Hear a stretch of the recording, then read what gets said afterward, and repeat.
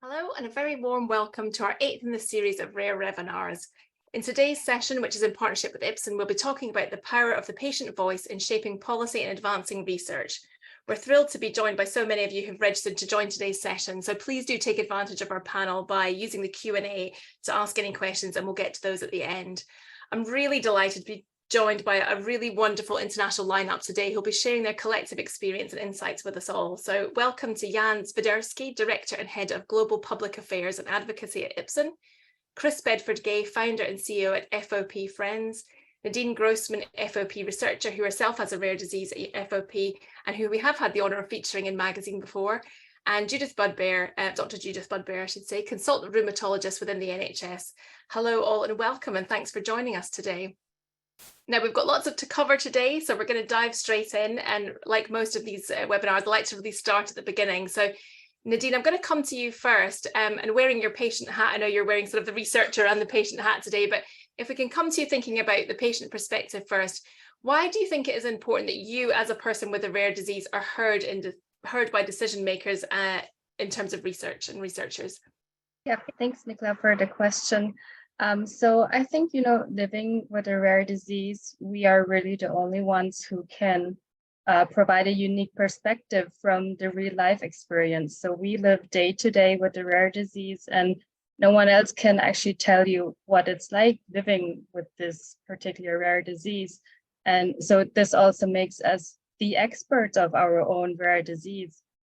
And I also do believe that multi-stakeholder collaborations, that they are really the key to successful projects. And in the end, also, if it's done well, a win-win situation for everyone.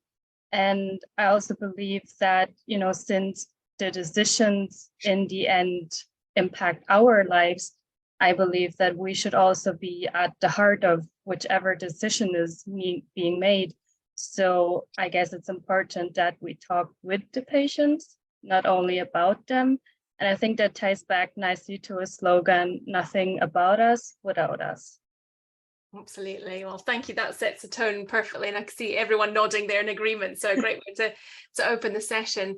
And Jan, if I can come to you from your experience in industry, what difference does it make incorporating that patient voice in terms of advancing policy and research?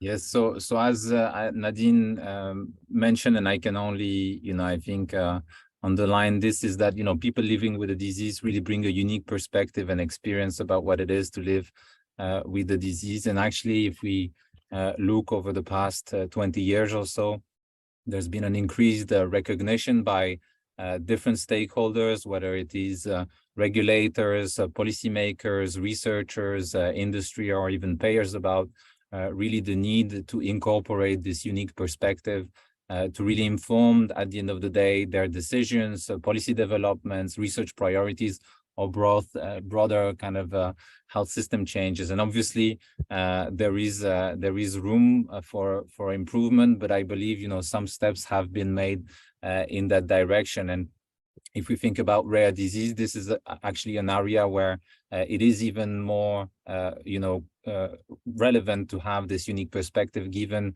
the rarity and the complexity of these diseases, with often limited disease knowledge, lower awareness about the specific challenges of what it is to live with the disease, smaller number of experts, the challenges of diagnosis and access to specialists or optimal care. And so obviously, again, kind of here, the patient voice is really critical. And actually, if we look at patient organizations active on a rare or very rare disease, they are actually often also partners in research, leading, research effort. And I think Nadine is a great example with both the patient experience, but also the researcher experience. And FOP is actually a really good example of a field where patient-led research has really developed really initiatives that are very impactful, such as the international registry on FOP led by the IFOPA. So I think also from a policy standpoint, rare disease is often recognized as an area of specific need, or a need for specific policy action. Not everywhere, but especially in Europe, in the majority of European countries. And at European level, we've seen a great example through some of the historical advances on policy, such as the development of the European Orphan Medicinal Product Regulation and Council recommendations, which encourages national member states to develop national plans on rare disease. And really, without the voice of the patient, these advances would not have been possible. And actually, we are now in a time where a lot of these regulations are being reviewed. And so hopefully, the future, I would say, frameworks are also conducive to an environment that allows for, an ecosystem of innovation for rare diseases to continue. And ultimately, as a pharmaceutical company, we aim to bring medicines to patients that make a real impact to the life of patient. And if we do not know what do the patient want and need, we cannot fulfill that promise. Wonderful. Thank you so much, Jan. And Chris, if we think about the role of charities here, I think we're fast learning, aren't we, that patient support groups are absolutely pivotal in this kind of piece of work in terms of research. But why should and how can patient groups ensure that they are heard at this policy and research level? What's the role that you can do to make sure you're heard? I think, first of all, actually, I don't often feel out of my depth on these kinds of conversations. But now and again, and today's actually raised this as a thing when you ask the question about policy level and things, that I'm reminded that I'm actually just a dad whose eldest son ended up with a rare disease. So I'll do my best to answer these questions. So, but it just comes to mind every now and again. I think it's fair to say that the rare disease landscape wouldn't be where it was today if it wasn't for all those just dads and just mums out there. So I don't do yourself a disservice there, Chris. We're really interested to see what you've got to say. No, thank you. Well, I think with regards to policy and policy levels in general in research, it's a little bit of a repeat and rewind of what's already been said. It's really to make sure that the patient voice is represented, and to ensure that in the case of research, that what is being researched actually moves towards our end goals. It's not research for research's sake. It's research to get us to a treatment, a cure, or something that slows progress in our case. But it's also to make sure that those who are making decisions at the policy level really know what to focus on and really know what makes a difference to the patients in the end of the day. Mm-hmm. They're kind of the three kind of critical pieces with regards to the why. How we might do it is tricky. Quite often you throw a lot of mud at a wall and hopefully some of it will stick. With regards to the policy level and getting involved in those kind of decisions, largely from my point of view, it's being on everyone's radar. Yeah. It's getting involved in as many committees, on as many lists, on as many feedback and focus groups as possible, even those ones that you might not directly link to your rare disease, your condition, your organization. It's really being visible. That then subsequently seems to get you invited to contribute more and be involved in those policy level discussions. And it's very, very strange as individuals, as volunteers, as parents, to start having discussions higher up the food chain. Yep. And we've been doing that recently with regards to politicians, which are like, what am I doing here debating FOP in the Houses of Parliament? And so hopefully come September, we'll have another full debate in the House of Commons going, right, okay, that's helped because we're visible. Because we're talking about it, we're involved in not just FOP groups, but also rare disease groups and patient advocacy groups and all of those kind of things. So really being visible, signing up to everything and anything that you can helps a lot. Yeah. As is many of these things, it's a big load on anyone's shoulders. Yeah. It's a big time and resource suck. I guess following on from that, with regards to getting involved at the research level, I don't have a lot of experience in this. What seems to work for us is we're the ones funding the research. So that then gives you a strong voice. Okay, well, maybe you shouldn't be looking at that. Maybe you should be looking at this. This is where our area of focus is. That kind of thing. If we weren't funding research, it would be a lot trickier. Sorry, Nicola. That's an increasing move, isn't it? You know, we're seeing more and more advocacy groups funding the research, that they've got that seat at the table and they're actually driving the direction of it. So it's fantastic to hear you're doing that. Yeah, I think it's actually almost a necessity with rare disease organizations, because without us generating the funding, there is no research. Yeah. So it does put us in a strong position to try and guide. Mm-hmm. What you're saying about collaboration, Chris, I think is really important in this rare disease space, and certainly I see that across the sort of bone diseases that I look after, including FOP, in that, you know, different groups all working together, and maybe the larger groups actually really supporting some of the smaller groups and bringing them to the table for conversations that they wouldn't necessarily automatically be invited to, but because they're kind of piggybacking and going, oh, we're a group of rare bone diseases, then more, you know, you get involved. So I think that's really important. Yeah, exactly that. And in fact, there are some really good groups of that, like in the UK, certainly, and I'm sure internationally as well.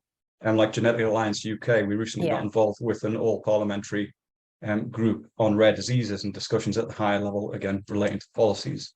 So actually leveraging those larger organizations that have more resources, more time, and can put a bit more effort into it, and then piggybacking on that is a really good thing.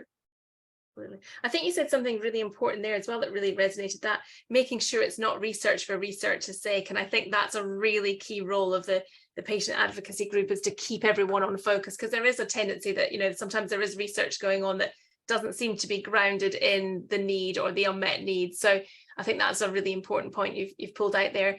And Judith, if we can come to you, kind of looking at the healthcare setting, how do you incorporate the community's voices into the internal research and clinical work that you're doing?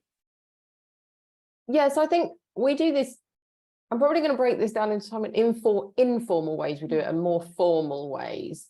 And I'll start with the patient advocacy groups, actually, because involvement with them informs our thoughts and our discussions about maybe not big drug company studies, but smaller studies, things that we can do on our own without very much funding.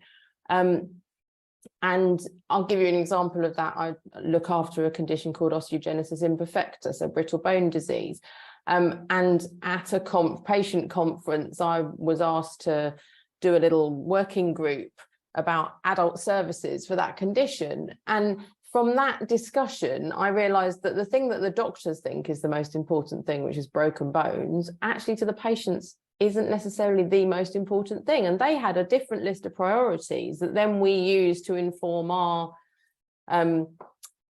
research program that we've been pursuing in that condition. So I think those being involved with conferences, meetings with the rare disease community, and actually, like everybody said, really listening to what patients or people with these conditions are thinking about. So that's sort of an informal way. And obviously we're forever, you know, every interaction I have with a patient, I'm kind of thinking, what are their priorities? That's part of my clinical skills. So with experience, you build up a bit of a picture.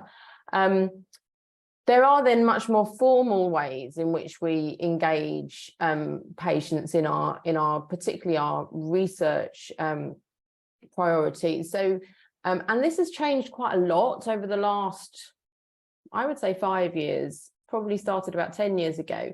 If I now put together a research proposal, I cannot submit it without evidence that I've spoken to patients and that I've taken their opinion into account. I can't submit a patient, like an information leaflet or anything, without it having been reviewed by people living with that condition, ideally, or at least lay patient or patients. So that has really changed. And so each hospital who's engaged in research, which is pretty much everybody, will have a formal patient involvement panel. At our hospital, we have a role called research champions, and they're patients who will, you know, support people who want to be involved in research, champion research, and but also review things that are submitted. So there's that formal structure as well. What's probably less developed, and I think will be coming, is patient panels for specific disease areas. So kind of user panels. It's something I think we aspire to, but in the juggling of post-pandemic NHS, it's maybe not quite reached the top of the pile yet. But so there's those informal ways, but also there are formal structures, and that has been a change. And it's really good to see that, you know, we can't just go ahead and go, we're going to research X in this condition, we have to be consulting, which I think is only is absolutely the right thing to do. Do you find there's more recognition of the value of that kind of informal anecdotal information that you can capture for patients? Because I think historically, everything had to be very robust and it was all based on studies, but actually you can get a lot from the nuances of people just in those little informal, like you say, attending conferences, hearing chat, that kind of thing.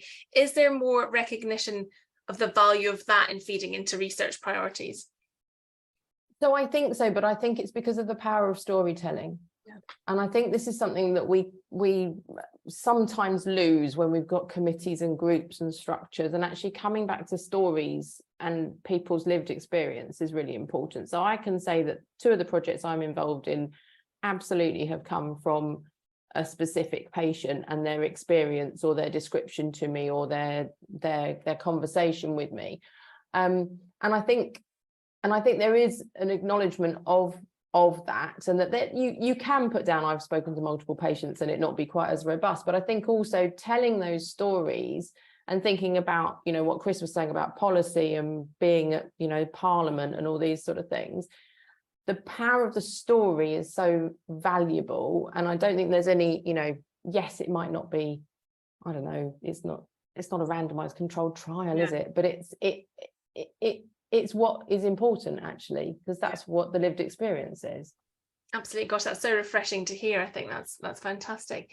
I think that also can be extended to clinical trials designs as well. So as long as you're getting the patient voice, the patient experience, and what actually matters to them as a potential endpoint, really rounds out the whole picture from the research, the trials on the start point before that as well. So absolutely, really, yeah. I mean, endpoints is a big topic in itself, isn't it? And I think we're really moving, big strides in moving towards better outcomes that are better fit to serve the community. It seems to be a direction that we're going in, which of course is fantastic, and it's only going to improve the outcomes for sure.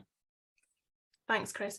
And Jan, can you share how Ipsen are actively kind of incorporating that patient voice into your processes, into the work that you're doing as an industry organization, kind of above all of this? Yes, thank you, Nicola. So I think first it obviously starts with recognizing, that, patients really bring a unique perspective, and we're really focused on making sure that we understand the patient needs, the experience, so that we can then include these perspectives as we develop medicines or initiatives to try to address these, and really also identify, where there are opportunities to work together, avoid duplication, and just work in a kind of, collective manner, right? And so we actually have a dedicated team that is responsible for this, and we are also working directly with organizations like PFMD, for example, to use their navigator tool, which has been validated by other patient groups, to ensure that we capture patient experience to high standards as well. So that is really important, and we obviously kind of seek input on all stages of a medicine development as possible, obviously, because sometimes as a pharmaceutical company, we might acquire a medicine which is already at the later stage of development. And all these efforts to include the patient voice can really take different forms through individual interviews, advisory boards, surveys, studies, or consultations.